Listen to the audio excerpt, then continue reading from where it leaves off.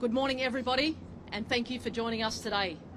It is a privilege to stand here and welcome a new chapter for the CommBank Matildas. Today, I'm pleased to announce the appointment of Joe Montemurro, the 15th head coach of the Australian women's national team. Welcome, Joe. Before I speak about what Joe brings to this role, I want to take a moment to acknowledge Tom Samani, who has currently been in the interim role with steady hands. Appointing a national women's head coach is not a decision we take lightly.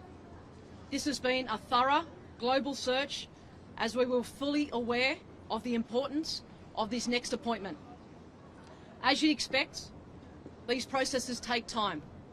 In this case, a little bit more time than we expected. From the very start, Football Australia has been committed to finding the right coach and not the first coach. There were many considerations and many moving parts, as you know, but I'm glad we have finally got our man. The right man who will take this team to the next level, I am sure. This moment is now, and Joe is the coach. Joe brings a wealth of international experience, a deep understanding, and importantly, the Australian football landscape, and a proven track record of building and leading elite teams. His experience speaks for itself, but what has impressed us most was his clear vision for the CommBank Matildas, a vision that aligns with our federation's ambitious to be world leaders in the world game. Now is our time. We are at an exciting moment for the Matildas. With the AFC Women's Asian Cup 2026 9 months away, we expect this team to be focused, driven, and ready to show the world what we believe they're capable of. We also know success is not about today. It's about building for the future. Joe's appointment is a step forward in strengthening the pathway for the next generation of CommBank Matildas. Joe will be meeting the playing group this afternoon ahead of this evening's game. I know all Australians will be behind him, just as they are behind the CommBank Matildas. And now I would like to warmly welcome our new CommBank Matildas coach, Joe Montemurro.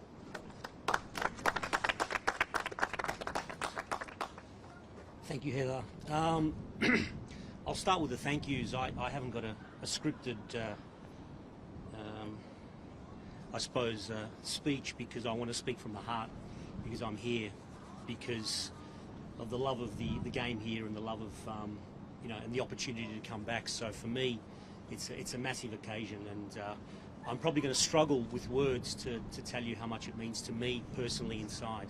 But first of all, I want to thank Heather, because she's kept in touch. We've had many discussions, and her belief and her trust and her vision aligned with what I believed and what we believe is the way forward for the Matildas. So I want to thank you for everything you've done to get me here this day. Mr. Gary Moretti also has been brilliant in the last probably couple of weeks, just trying to get things sorted and making me feel so welcome and making the process, I suppose, a little bit smoother. And also the chairman, Anta Isaac. The belief has been absolutely amazing.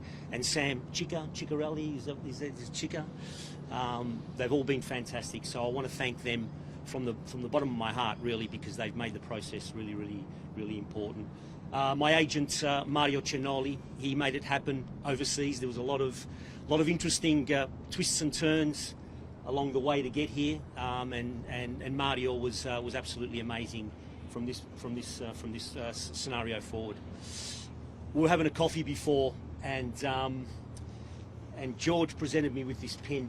There it is, and I got a little bit emotional, because it sort of hit home that all these years that I went through the coaching journey in Australia, all these years that you know, through the A-League and working as a coach who was never afforded the opportunity as a top player because I wasn't a top player, and to be given the opportunity to lead probably, I think, one of the best brands in the world, one of the most exciting teams in the world, and to do it at home and to do it with a level of pride, for me, it's something quite emotional. So, as I said, I'm not sure if I'm going to be able to tell you how important this is to me and how important it is to the opportunity it affords me personally in my career and as a person to bring the game to the next level. So I want to thank you, and I hope we have a good working relationship together from here on, and because we want the game to grow. Right, we'll open up to questions. Who would like to lead off? Yes, Tracy. It's my trademark. I don't need mine. No. Okay, all right. Well, congratulations, Joe. As Heather said, you know, all good things come to those who wait. How do you feel about the length of time it took? And have you spoken to the players already? I know you'll be meeting them in person this afternoon, but have you spoken to some of the key players already? No, the only time I've spoken to a couple of the players was Steph and Caitlin at the Champions League semi-final a couple of weeks ago, which I don't really want to talk about much, so we'll leave it at that. No, I haven't spoken to the players, but look, it was pretty much a situation of respect by both parties. I had to respect my situation at Lyon and obviously the situation at FA, and to be honest, it happened the last couple of days. So honestly, I signed the contract on the 31st of May, and here I am. So the last sort of couple of days has happened so quickly from that perspective. Joe, how difficult was it to decide to leave a fantastic job at Lyon, and sort of what were the defining elements of this job that pushed you over the edge from a fantastic gig you were already in? Yeah, it's a good question because there's a lot of things that probably go through my mind at the moment. Look, Lyon's an amazing club, and I had an amazing season there, and obviously the situation was to continue the process. But I assessed a few things, and I said to myself and obviously my wife and family, and said, look, this is now an exciting cycle for the Matildas, the Asian Cup, World Cup, Olympic Games, and the opportunity was too good. Plus, there's something inside of me that was just telling me it's time. So I had to make a hard decision, a very difficult decision, but I believe that the decision standing here now is the right one. Do you have enough time now to prepare adequately for the Asian Cup, and how winnable do you see that tournament being for the Matildas? Yeah, the preparation, I think, and I have to thank Tommy Samani, because it being a sort of a non-qualifying year in regards to there's no major tournaments, it's actually been positive, because Tom's been able to sort of do a bit of a process of bringing in some players and giving some opportunities to some players, stabilise the situation, and then from there we can bring it forward. So I think it's all set up really for me to sort of take over with the staff and bring it to the next level. Is the Asian Cup winnable? Of course it is. Of course it is. Joe, can you give us a bit of an insight into the timeline when you first really started considering it? I know you said you only just signed the contract, but when did you start trying to get things in place to get you to this point? Again, it was really difficult to sort of do much before the last couple of weeks. That's the honest truth, because I had to respect my situation at Lyon. And obviously, you know, when players get a wind that the coach is leaving, and I was also part of a rebuild that was happening there at the time. So players were sort of signing on the pretense of me coming, of me staying at Lyon. So it was always in the back of my mind. Obviously, it was always here. But the reality is, the last probably week and a half is when it really started to go forward, and you know, and the club were fantastic. The club understood my situation, and they were quite, I mean, obviously not happy and disappointed that it happened in the way it did, but the reality is that you know, I had it in my heart to come here, and you know, they understood the magnitude of the role and the magnitude of the job, and you know, they then negotiated with FA to do all the particulars. Joe, you were here in May last year, I want to say? May last year, yeah, for the All-Star. Anyone from FA approach you We've had some ongoing discussions. So there was always contact, there was always discussions happening. So, you know, to the credit of FA, they had to do it in a way that was, you know, discreet. I'm under contract, and you know, they can't just approach me directly. It's a breach of contract. You can't do that. So there are some professional sort of standards that we both had to adhere to, and from my perspective, they did it the right way. They found the little windows to chat with me, again going through my agent and then allowing Lyon and speaking to Lyon and allowing to chat. So we had to do it in a professional way because that's the way it should be done. And there's a bit of a, if you could have got Joe before, you know, heading into the Olympics, knowing Tony wasn't here, is that a bit of a misstep, 10 months of waiting? No, I think it's fabulous because Joe's now got a French championship under his belt and has experienced the biggest club in the world. And actually at the time, 12 months ago, that Joe was appointed the All-Stars coach, we were about to go into an Olympic Games, and so respect is important for Football Australia, and Tony Gustafsson was taking the Matildas to the Games to win a medal. So I don't think it's a missed opportunity. Everything happens for a reason, and I believe this moment is now, and to have Joe with a French championship under his belt is only going to help the Matildas. Joe, we love referring to you as the serial winner at Channel 10. How much of a step up is it coaching a national side? Look, it's football. So, and I'm sort of approaching it that way. Obviously, the processes and the nuances will probably be a little bit different because you don't get to see the players every day. Look, the pressure in the environments that I've been in is always there. It's always there, and I look at pressure as, you know, you've probably heard this cliche many times. Pressure is a privilege because that means you're at the top. So I know the pressure that comes with this job. I know the expectations, but I also know what needs to be done in regards to, you know, that leaving that legacy to go forward and the structures that's needed to go forward. So I want to win. I want to win playing a great brand of football. I want to win because I know the nation will be behind the successes we're going to have. Joe, can you tell us a bit more about your plans for the team in terms of on the field tactically? Where do you want to take them? What is your philosophy? You want me to talk about philosophy, game style, and I like it because you've asked a football question. Fantastic. We're here. Okay. I've always been a proactive coach, always, and you're going to hear things that you've probably heard before from many coaches. You know, obviously we want to control the game. We want to have the ball.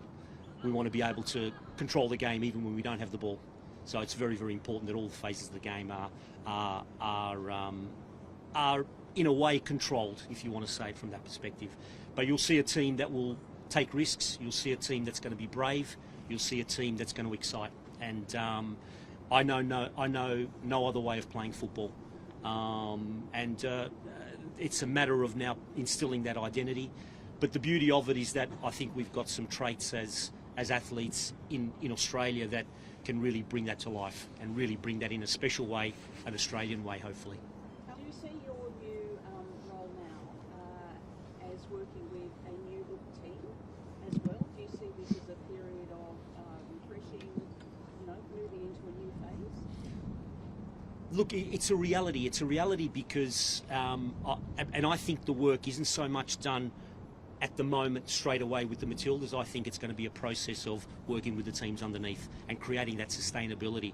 It's what I love doing. It's what I love doing, and working with the 20s, working with the 17s, but putting in processes now that every player has an opportunity. Everyone has a chance to be put in a situation where they have an opportunity. You know, I want to be able to leave a situation here or create a situation here that every young female player dreams of the opportunities that are going to be given to them and that pathway. So we are going to be working with a legacy of process and development going forward. Absolutely. The 20s and the 23s just recently got new coaches as well. Have you had conversations with any of them to discuss what the philosophy is going to look like? I haven't had direct conversations because I can't, because I just signed the other day. But I did send a couple of texts to the guys yesterday, and we will start the process working. But as I said, I haven't been able to do much for the respect of the club and the respect of FA because my contractual obligations have been, you know, and my phone's always monitored, so I can't. Obviously, you've been living in Europe. Are you going to be staying in Australia while you're I'll be based back home. Yeah. Heather, based on what Joe's just been talking about, his preparation for the junior setup. How important was it for you to get someone not only of his calibre but someone so familiar with the Australian scene? It was absolutely fundamental. We had a criteria going into the global search of a coach, and every one of the criteria, Joe ticks, and that's the reason why we have fought so hard to get Joe back to Australia, because he's Australian. He's Australian based. He loves football. He loves the nation. He wants to develop the next generation, and he knows how to win. A few trophies, huh, Joe? A few trophies. And one thing we've seen Tom do recently is flooding the young stars of the A-League. We've seen what you've done at Lyon as well. Are you looking to do something similar, and how's that going to look for you? Yeah, as the earlier discussion, it's because this year has been a non qualification year. It's been fundamental that Tommy's done that work in terms of the A-League. And look, I only express the fact that the A-League does have really positive value. I mean, I do think it's a really valuable league. It's just now creating that scenario where the league can sustain keeping players here for the right level of development. That's what it's there for. So it is important. And the connection with the fans, obviously, we've seen games being on Monday nights or Wednesday nights for like 80,000 seat stadiums. What is that like for you? How important is that to you? And are you going to take that into account as well? Well, I mean, the fans, it's our obligation, to respect the brand, and the brand does give entertainment. I hope I can bring a bit more football entertainment. So we hope more fans will come, and we hope more people want to come and see the games, because it's an amazing brand. What's the approach with Saka? Obviously, she's had her injury, and then we haven't seen her. She's still effectively captain. You sit down with her, and then you have the next couple of months to work out where she fits in this, and will she be back for the friendlies in the June? Yeah, my intention is to sit down with all the players, even the extended squad, and just map out a process, through the profiling of what's required to play the brand of football that we want to play, but B, even from a physical perspective, and C, even from a mental perspective, because you can get fit, you can get right tactically and all that, but then some players go through processes where are they mentally prepared for a big tournament? So, and Sam fits into that scenario where we're gonna assess and monitor and see where she's at. Let's get her fit and right, and then we'll have those discussions from there. Joe, this job would have been in the back of your mind, I'm sure, when Mary Fowler unfortunately did her ACL. I mean, how much does that affect what you probably were maybe thinking about what was possible with the Silvers in terms of the front third? Yeah, Mary's a special player, and I can tell you from a top club perspective, she's in the eye of a lot of the big clubs. So it's unfortunate for her. It happens, but she's in probably the best environment with the City Group, having had the experience with the City Group, to know that from a physical and from a training load and from a return to play scenario, she'll be right. So hopefully she'll be right for the Asian Cup. Sorry. Helicopter's about to fix up. It's about to land us here. Sorry. Yeah. So just from a style of play perspective, are we looking to see something similar to Lyon, or are we looking to be a bit more adaptable to the players we have available? Did you watch a lot of Lyon games? I wouldn't say I watched every game. Did you watch a lot of Juve games? Pardon? When I was at Juve, did you watch a lot of games then? Unfortunately, I didn't see What it. about Arsenal? Arsenal, yes, I did. Okay, all right, yeah. Look, it's in my DNA. It's in my DNA, and I think the biggest thing, you can all talk about a philosophy and a methodology and a way you want to play. It's how you roll that out, and how you sell it to the players. I've sort of developed it over many years to be able to sell a pretty good product, I think. Can I just ask just about something else that was obviously in the news yesterday regarding the situation in Victoria with the A-League player, the non-A-League player who has been charged with massive fixing allegations? What was your reaction to that, particularly considering the games which we only just dealt with something similar not so long ago? Yeah, look, I think that's a matter for Victorian Police, and what I will say is Football Australia takes our integrity very seriously. Joe, for you, how far away are the Matildas from your brand of football to where they are playing? Not far. It's really, and it's not going to happen overnight. You're not going to see the first game I take over all of a sudden where, we're getting 85% possession and we're entering into the attacking third, 40 times and all that sort of stuff.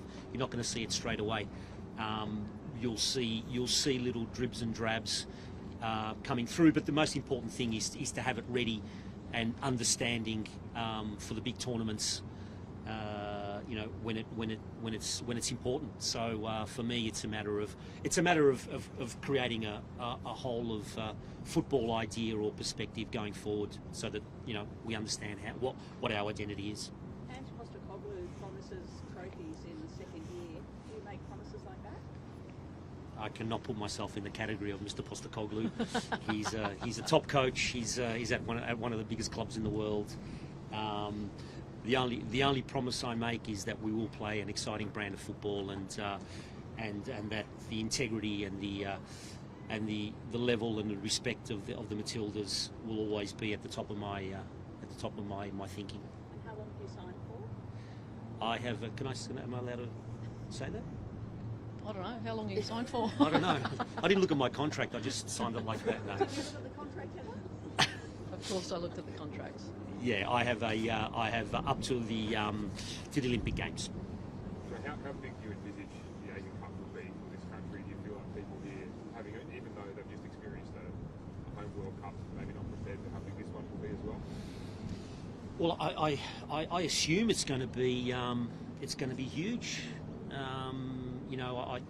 I think there's a thirst to watch big tournaments. We're an events-based country. We love our events, and we support our events, which is really unique. It's really unique. So I think that the support will be amazing, and as I said, I can smell some success. So let's hope it goes that way.